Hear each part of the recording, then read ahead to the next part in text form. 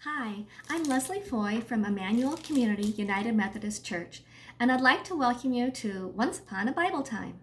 Today's story is called Heroes Trust God, and we'll be talking about s'mores. Hi, Grandpa, called Evie to her computer. Grandpa smiled from the screen. What have you and Eddie been up to, Evie? He asked. We got to stay up extra late last night, Grandpa. We had a cookout on the fire pit.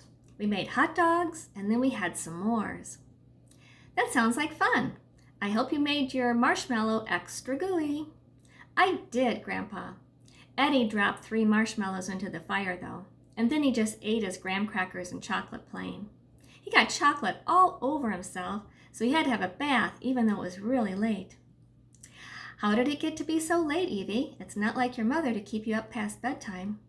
Well, I guess because it rained yesterday, Evie explained. You see, when Daddy put the wood in the fire pit, it was all wet from the rain. He kept needing to put in more paper and cardboard. It took a really long time to make the fire. You wouldn't believe how smoky it was. Well, I might, said Grandpa, because I've had wet firewood sometimes too. But I'm glad everything worked out for a yummy meal. I bet you don't know any Bible stories about s'mores, do you? No, Evie, but I do know a story about starting a fire with damp wood. Will that do? That doesn't sound very interesting, Grandpa. You might be surprised, Evie. Once upon a Bible time, there was a king of Israel who was very wicked. He disobeyed God, even though he was the king of God's people. His name was King Ahab, and he worshipped the gods of his wife, Queen Jezebel, instead of the one true God. Ahab chose to worship the stone statues of Baal, even though it wasn't a real god at all. God sent his prophet Elijah to talk to King Ahab. Ahab, you know better, Elijah said. You know you should worship only the one true God, but instead you've made temples to Baal and you're worshiping a statue. As punishment, God is going to stop the rain. Elijah left the court and traveled to another town where he met a poor woman and her little boy. Please give me some water and bread, he asked. The woman shook her head. I'm sorry, but I don't have any bread. I have a handful of flour and a little olive oil. I was getting ready to make a small loaf for myself and my son, but that will be our last meal. I have nothing to share with you. Elijah smiled at her. The one true God loves you and your son. God will not let you starve. Make a loaf of bread and bring it to me. Then make another loaf for your son. Trust God. Grandpa, it sounds like this woman might be a hero. Do you remember the old lady at the temple who shared all the money she had, even though it was only 2 coins? Grandpa nodded. Yes, I do. Well, you told me that God can do a lot when we give a little. This woman only has a little, right? But maybe God can do it again.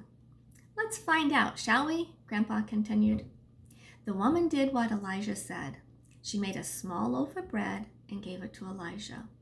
Then she went back to her flour jar, and it was full. She looked in the jug, and it was full of olive oil.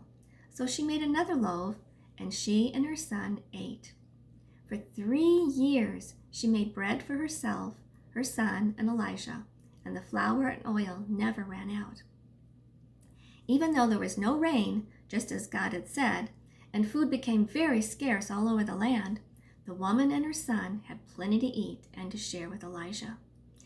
After 3 years, God told Elijah to return to King Ahab. Uh-oh, said Evie. King Ahab is probably mad at Elijah after 3 years with no rain. Well, Evie, when King Ahab saw Elijah, he immediately started blaming him for the lack of rain and the suffering of all the people because there wasn't enough water. But Elijah reminded him, It's not my fault, Ahab. It's your fault and the fault of Queen Jezebel. You continue to worship false gods instead of the one true God. But now I think we should find out who is the most powerful, the one true God or the gods you worship.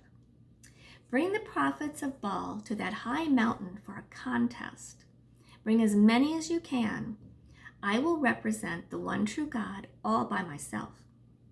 Ahab gathered 450 prophets of Baal to the mountain.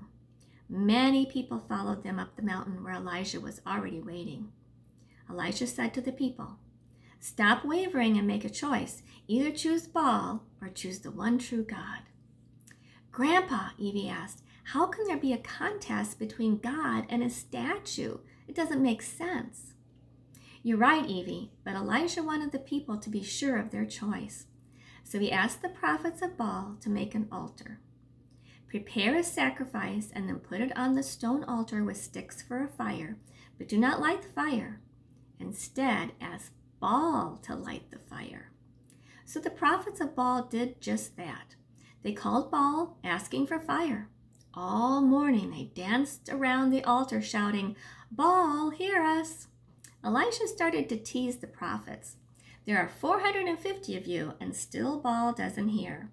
Perhaps he's talking to someone else, or maybe he's taking a bathroom break. So try harder so he will hear you." So the prophets shouted louder, but no fire appeared. By evening, the prophets were still screaming, but they were running out of energy to dance around. But there was no sign from Baal. Elisha built his own altar to God. He started with 12 huge stones. He piled wood on top and prepared a sacrifice, just as the prophets of Baal had done. Then Elijah did something strange. He asked the people to bring him 4 barrels of water and pour them onto the wood and stones. He dug a ditch around the stones and told the people to bring 4 more barrels of water and poured them over as well. "Do it again," Elijah said. So the people brought a 3rd set of barrels and poured them out over the altar. By now, the wood was soaked and the stones were dripping. The trough around the altar was full of muddy water. "Grandpa, this is going to be a mess," Evie interrupted. "Elijah will never get the fire started. He's going to lose the contest." "Elijah isn't going to start a fire, Evie. God is," said Grandpa.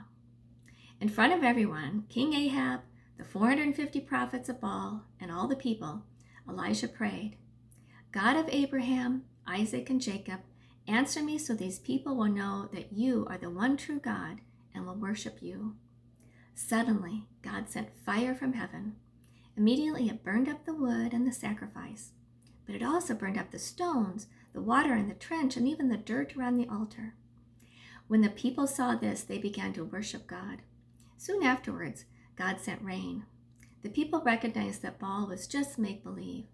"That's awesome," said Evie. "God won that contest and everyone knew it. Hooray for Elijah." And hooray for the poor woman who helped him. Just like you thought, Evie, there are 2 heroes in this story, weren't there? The woman and Elijah were both heroes because they trusted God and obeyed. They really did, Grandpa. It was a great story. "Love you lot," said Evie. Grandpa waved and they clicked off. The end. Thanks for listening. I hope you get some more soon.